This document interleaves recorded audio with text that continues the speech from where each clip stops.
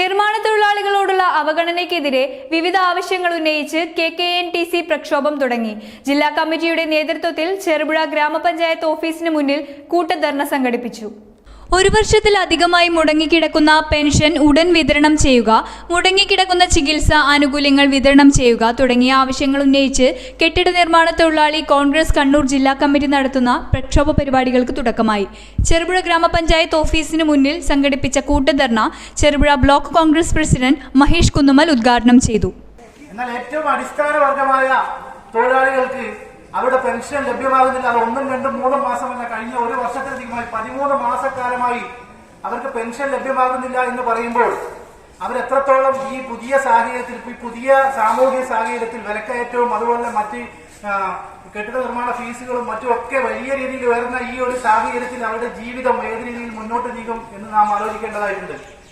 ഇത്രയും വലിയ നീളുന്ന പ്രശ്നത്തിൽ ഒരു വലിയ വിഭാഗം തൊഴിലാളികൾ ഈ കേരളത്തിന്റെ വിവിധ ഭാഗങ്ങളിലായി കഴിഞ്ഞുകൂടുമ്പോൾ അവർക്ക് വേണ്ടി ശബ്ദമുയർത്തിക്കൊണ്ടാണ് KKNTC മുന്നോട്ട് നീങ്ങുന്നത്.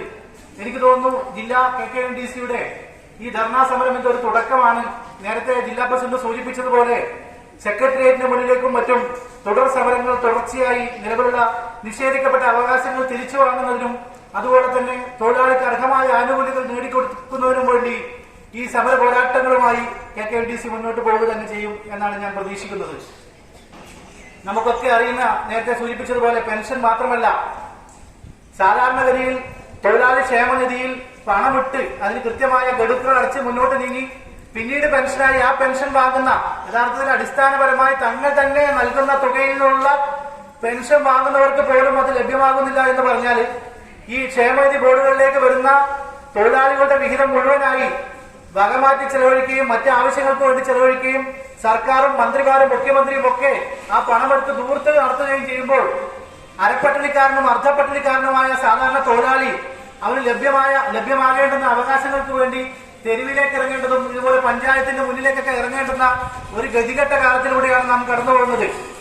തൊഴിലാളികൾ വർഗ പ്രസ്ഥാനമായ CPMന്റെ നേതൃത്വത്തിലുള്ള ഒരു ഗവൺമെന്റ് കഴിഞ്ഞ 8 വർഷമായി അധികാരത്തിലിരിക്കുകയാണ്. ഈ ഒരു ദുസ്ഥിതി എന്നുള്ളത് തീർത്തും വിരോധാഭാസകരമായ ഒരു കാര്യമാണ്. നമുക്കൊക്കെ അറിയുന്നത് പോലെ കോർപ്പറേറ്റുകൾക്കും അതുപോലെ വൻകിട കമ്പനികൾക്കും അഴിമതി നടത്താനും അതുപോലെ അവർക്ക് ദൂർത്ത് നടത്താനും വേണ്ടി മാത്രമായി, അതിന്റെ സൗകര്യങ്ങൾ ഒരുക്കുന്നതിന് വേണ്ടി മാത്രമായി ഈ ഗവൺമെന്റ് അതപ്പതിച്ചു എന്നുള്ളതിന്റെ ഏറ്റവും വലിയ തെളിവാണത്. ഈ കെട്ടിട ജില്ലാ പ്രസിഡന്റ് പൂച്ചാലിൽ ജോർജ് അധ്യക്ഷത വഹിച്ചു. 13 മാസമായിട്ട് ഈ പെൻഷൻ കിട്ടാത്ത ഒരവസ്ഥയാണ് ഇന്ന് നമ്മൾ എല്ലാ നിർമ്മാണ തൊഴിലാളികൾക്കും ഉള്ളത്. ഏകദേശം ഈ ക്ഷേമനിധി ബോർഡ് നമ്മൾ രൂപീകരിക്കുമ്പോൾ വളരെ പ്രതീക്ഷയോടു കൂടിയാണ് നമ്മൾ ഇതിന്റെ ബോർഡ് രൂപീകരണത്തിൽ നമ്മൾ സജീവമായി അന്ന് ചേർന്നു നിന്നത്. UDFന്റെ ഭരണകാലത്ത് വളരെയധികം നല്ല രീതിയിൽ ഇത് പോയിക്കൊണ്ടിരുന്ന ഒരു ക്ഷേമനിധിയായിരുന്നു. പക്ഷേ അതിനുശേഷം ഇന്ന് വളരെയധികം തകർച്ചയിലേക്ക് പോയിരിക്കുകയാണ്. നമ്മുടെ പെൻഷൻ ഒരു കുടിശ്ശികയുമില്ലാതെ കൃത്യമായി നിർമ്മാണ തൊഴിലാളികൾക്ക് കിട്ടിക്കൊണ്ടിരുന്ന, പക്ഷെ ഇന്ന് 13 മാസമായിട്ട് ആ പെൻഷൻ കിട്ടാത്ത ഒരു അവസ്ഥ വന്നു ചേർന്നിരിക്കുകയാണ്. അതിന്റെ ഫണ്ട് എല്ലാം തിരിമറിയായി പോകുന്നതുകൊണ്ടാണ് നമുക്കിത് കിട്ടാത്തത്. അതുപോലെ തന്നെ ചില ഇരട്ട പെൻഷൻ നിർമ്മാണ തൊഴിലാളികളെന്ന് വെച്ചാൽ ചേരുന്ന അന്ന് മുതൽ പെൻഷൻ ആവുന്നിടം വരെ അവരുടെ അംശാദായമായ എല്ലാ മാസവും 50 രൂപ വെച്ച് പെൻഷൻ അംശാദായം അടയ്ക്കുന്ന വ്യക്തികളാണ്. അപ്പോൾ അവർക്ക് എന്ന് പറഞ്ഞാൽ അവരുടെ ആ പൈസയിൽ നിന്നാണ് നമ്മൾക്ക് ഈ പെൻഷനായി കഴിയുമ്പോൾ പെൻഷൻ കിട്ടിക്കൊണ്ടിരിക്കുന്നത്.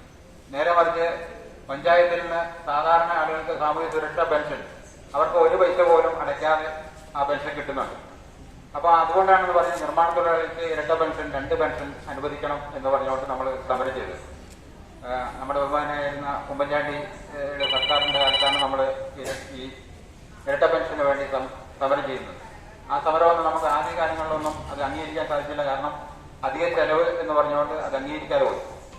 പിന്നീടാണ് നമ്മൾ രാപകൽ സമരം എന്ന് പറഞ്ഞുകൊണ്ട് സെക്രട്ടേറിയറ്റിന്റെ പടിക്കല് ദിവസങ്ങളോളം നമ്മൾ അവിടെ കിടക്കുന്ന ഒരവസ്ഥ വന്നു. ആ സമയത്താണ് നമ്മുടെ അന്ന് മുഖ്യമന്ത്രി ഇതിനെ വിളിക്കുകയും യോഗം വിളിക്കുകയും അതിൽ നമുക്ക് ഇരട്ട പെൻഷൻ കൊടുക്കാം എന്ന തീരുമാനം വരികയും അതിന്റെ അടിസ്ഥാനത്തിൽ എല്ലാ ആൾക്കാർക്കും അന്ന് 1000 പെൻഷൻ, പഞ്ചായത്തിന്റെ സാമൂഹ്യ സുരക്ഷാ പെൻഷനും അതുപോലെ തന്നെ നിർമ്മാണ തൊഴിലാളികളുടെ പെൻഷനും കൃത്യമായിട്ട് 2 പെൻഷൻ കിട്ടാൻ തുടങ്ങി.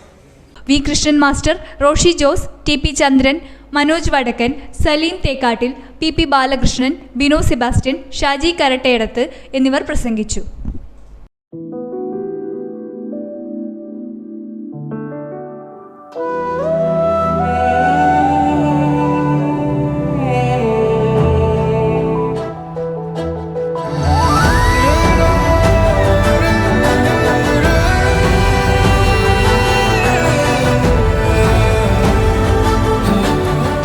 The real beauty in your heart. Boche Gold and Diamonds. Buy now, pay later.